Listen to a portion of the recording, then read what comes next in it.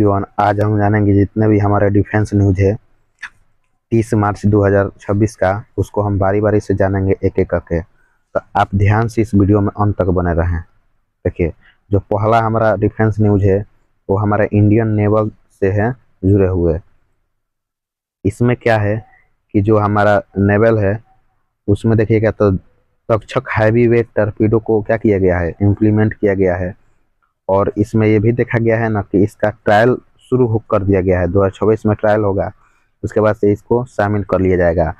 इसको fibre optic wire guidance मिलेगा, यानी कि जो समुद्र के नीचे से फाइबर ऑप्टिक गया है उससे इसको हम लोग सुरक्षा कर सकते हैं।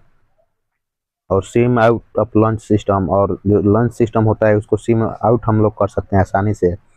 और कलवारी क्लास के इंटीग्रेशन में होगा, जो कलवारी क्लास के सबमरीन है उसको इसमें इंटरसेप्ट मतलब किया जाएगा, इसको उसमें रखा जाएगा। नेक्स्ट है हमारा नेक्स्ट जन मिसाइल वेसल, यानी जो मिसाइल वेसल हम नेक्स्ट जनरेशन का बनाएंगे उसमें क्या क्या है उसको देख लेते हैं। देखिए, जो हमारा नेक्स्ट जन मिसाइल वेसल बनेगा उसमें 1450 टन का हेल्थ एक शिप होगा, और ब्रह्मोस मिसाइल को इक्विपाइड कर सकता है, यानी उसको रख सकता है। और export potential for small nation, और इसमें क्या होगा ना कि इसमें जो छोटे छोटे देश हैं उनको एक्सपोर्ट किया जा सकता है आसानी से, क्योंकि भारत के लिए बहुत बड़ा अपॉर्चुनिटी लेकर आएगा ये। नेक्स्ट है Indian air force related. Indian air force से अपडेट आया है कि इंडिया का जो MiG-29 है उसको अपग्रेड किया जाता है आधुनिक तरीके से, जिसमें लगाया जाएगा असराम मिसाइल इंटीग्रेशन किया जाएगा, इसमें असराम लिखा गया। और जो ओल्ड R-33 मैंने 73 है उसको रिप्लेस कर दिया जाएगा, हटा दिया जाएगा। और इसका रेंज भी बढ़ा दिया जाएगा 25 किलोमीटर ज़्यादा। फिर आ रहा है हमारा तेजस मार्क 2 से डेवलपमेंट से रिलेटेड।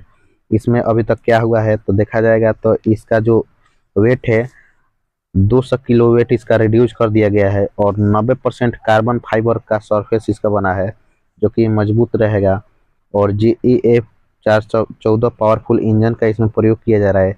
और increase fuel and play load, और इसका जो फ्यूल इफिशियंसी है और प्ले लोड, यानी जो भी ये लेकर अपने साथ चल सकता है तबाही मचाने के, उसको बढ़ा दिया गया है।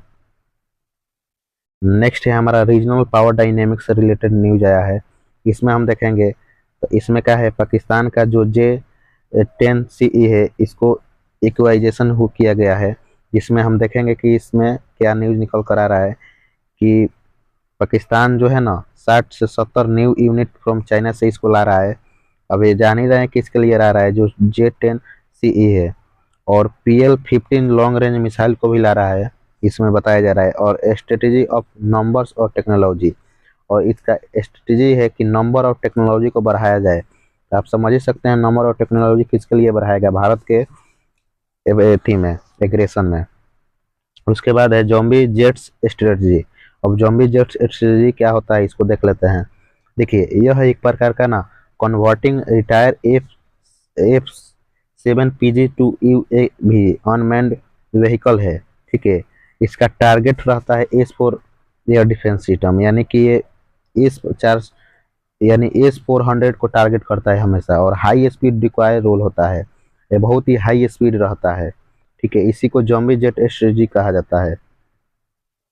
उसके बाद ऑपरेशन सिंधु का इम्पैक्ट क्या पर है उस पर देखेंगे। तो इसमें बताया जा रहा है कि यह एक प्रकार का प्रिसीजन वारफेयर का एक डेमो था जो कि दुनिया वालों ने देख लिया था, और हैवी PF इंफ्रास्ट्रक्चर डैमेज कर सकता है, ठीक है। और फाइनेंशियल लॉस इसमें किया जाएगा, 1.5 बिलियन का इसमें लॉस किया गया।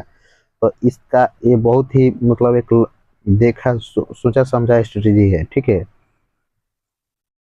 उसके बाद है हमारा देखेंगे इंडिजीनियस टेक से, माने जो हमारी इंडिजीनियस टेक्नोलॉजी है उससे रिलेटेड न्यूज आ रहा है। बताया जा रहा है कि एडवांस मटेरियल खोजा जा रहा है, और आप समझ ही रहे हैं एडवांस मटेरियल भारत के लिए कितना जरूरी है, जिसमें तो देखा जाएगा कि Midhani super alloy cats steel से रिलेटेड है। और जेट इंजन टरबाइन ब्लेड बनाया जा रहा है, एक्सट्रीम हीट रेजिस्टेंट बनाया जा रहा है, ताकि हम लोग सूर्य पर और सारे क्या कर सकते हैं, भेज सकें उपग्रह।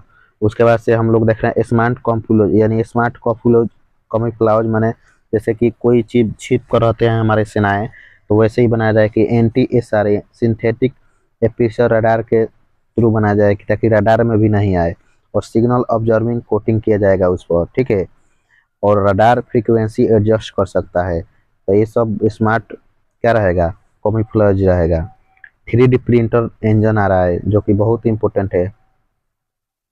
देखिए इसमें 3D प्रिंटर न्यूज इंजन में व्यू डिफेंस B-15N बन जाए, और माइक्रोजेट फॉर ड्रोन्स यूएवी, और जो प्रिंटर बन रहा है तो ये माइक्रो ड्रोन के लिए और यूएवी के अनमैन्ड व्हीकल के लिए बहुत इंपॉर्टेंट है, जिसको 500 न्यूटन ट्रस्ट क्या कर सकता है, ये निकाल सकता है। अगला हमारा न्यूज आ रहा है स्पेस स्ट्रेटेजिक मिसाइल टेक्नोलॉजी से। तो स्ट्रेटेजिक मिसाइल टेक्नोलॉजी क्या है उसको भी देख लेते हैं, क्योंकि ये भी हमारे फ्यूचर वार से जुड़े हुए हैं। तो इसमें आता है हमारा दो प्रकार का, MIRV और डिकॉय कॉम्बो, ये दोनों एक ही में आते हैं। तो इसमें जो आता है ना ये दोनों में, तो पहला जो आता है मल्टीपल इंडिपेंडेंट वारहेड, यानी जो इसमें क्या होता है ना कि मल्टी इंडिपेंडेंट वारहेड रखा जाता है, और स्मार्ट डिक्वाय मिमिक सिग्नेचर, और स्मार्ट तरीका से इसको डिक्वाय किया जाता है, और बाईपासिंग बायोलॉजिकल मिसाइल डिफेंस, इसमें क्या किया जाएगा ना इस टेक्नोलॉजी में कि बाईपास कर दिया जाता है बैलिस्टिक मिसाइल डिफेंस सिस्टम को, और सेकेंड स्ट्राइक कैपेबिलिटी इसका होता है। ये जिसके पास आ जाता है ना, एक मतलब डिफेंस लाइन में बहुत ही इम्पोर्टेंट रोल निभाता है वार में। उसके बाद से आता है मिडिल ईस्ट कॉन्फ्लिक्ट, जिसमें ईरान USA का कॉन्फ्लिक्ट चल रहा है। तो इसमें देखेंगे कि मिडिल ईस्ट कॉन्फ्लिक्ट में ईरान वर्सेस US फोर्स सामने सामने आ गई हैं, जिसमें कि प्रिंस का सुल्तान एयरबेस पर अटैक किया गया है ईरान के द्वारा, जिसमें बैलिस्टिक मिसाइल एंड ड्रोन का यूज किया गया है पूरी तरह से, और US casualty and aircraft damage बताया जा रहा है कि US में इसमें कैजुअलिटी भी हुआ है और डैमेज भी है बहुत सारा। तो ये रहा हमारा आज का डिफेंस न्यूज। तो मिलते हैं नेक्स्ट कॉल के डिफेंस में। Thank you so much.